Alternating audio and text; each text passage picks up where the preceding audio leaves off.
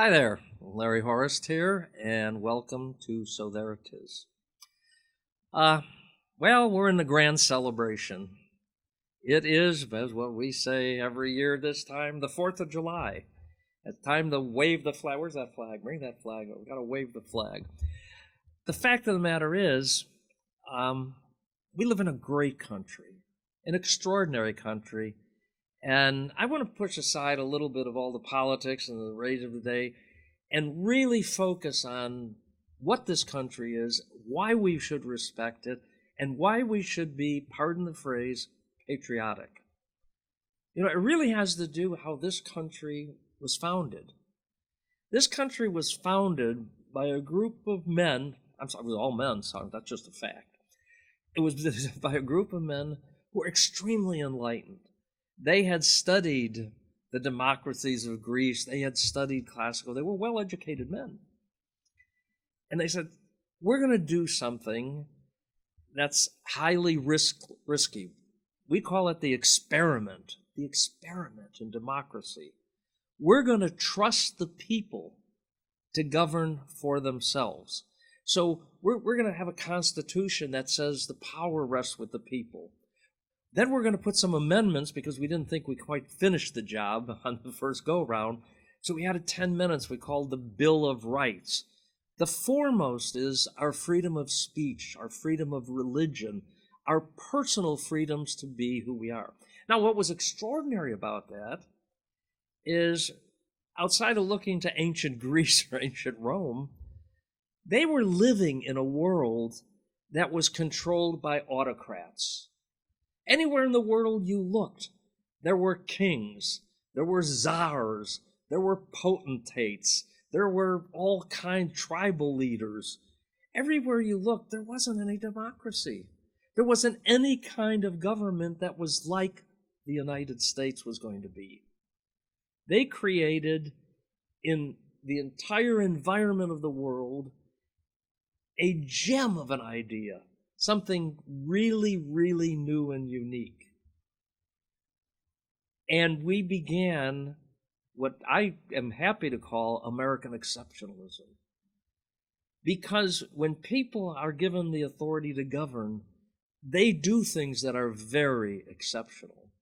American exceptionalism was seen throughout the ages because they lived in a world that had a lot of bad things.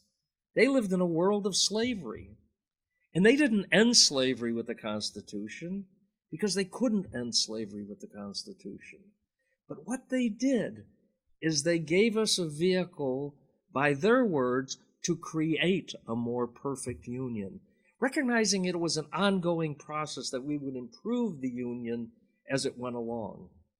And that concept was tested in a civil war. And in that civil war, the Union won, not just the battle, not just the Union side, but the idea of unity in Union won. The idea that as a population, they gave us a slogan, a motto. It said, E pluribus unum, out of many, one. And out of many, they gave us something that most countries didn't deal with very well, an immigration nation. Everybody came here from other places. Now, let's not fool ourselves. Not everybody came here. We always say we roll out the welcome mat. Not quite always. People usually had a little struggle getting accepted into this new country, but acceptance was possible. So, as we evolved creating a more perfect union, we began to realize the equality of everybody. But, when the Italians started coming here, there was a little prejudice against the Italians. The Irish, a little prejudice against the Irish as they started coming. As the Asians started coming here, there was prejudice against the Asians. But we had the ability to do something, a wonderful word called assimilate. Assimilate. In other words, bring in your culture, add a little bit to the mix, add a little bit of your customs, add a little bit of your style, your culture.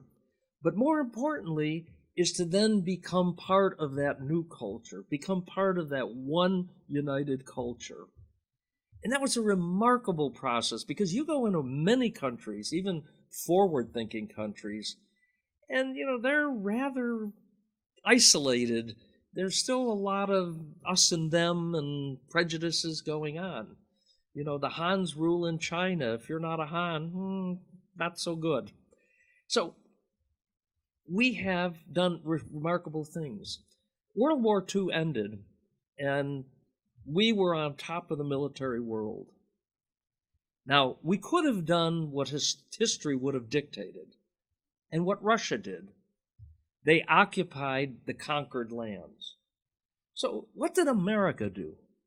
America took our conquered lands, Germany and France and all that, and we developed a Marshall Plan to build them up again. We created the ability for them to grow, to become healthy again as democracies. Even Japan, for as terrible as the conflict was with Japan, today Japan is one of our closest allies because we went in there and we helped them become part of a democratic world community. We did more for democracy than any country on earth, and we should be proud of that. So when we look back on this 4th of July, oh, by the way, let's call it Independence Day. You know, a lot of people remind me, because like everybody else, I call it the 4th of July, and they say, you know, wouldn't it be better if we really said what it was for? You know, we don't call Christmas the 25th of December holiday. We call it Christmas. We call Thanksgiving, Thanksgiving. We call Memorial Day, Memorial Day. So maybe we ought to call it Independence Day. Because we're not only independent from our, in a sense, belonging to England, being part of England, being colonial England, it was independence from authoritarianism. Independence. And we spread that far and wide, more and more in the world. And that's kind of the honorable mission that we should look at.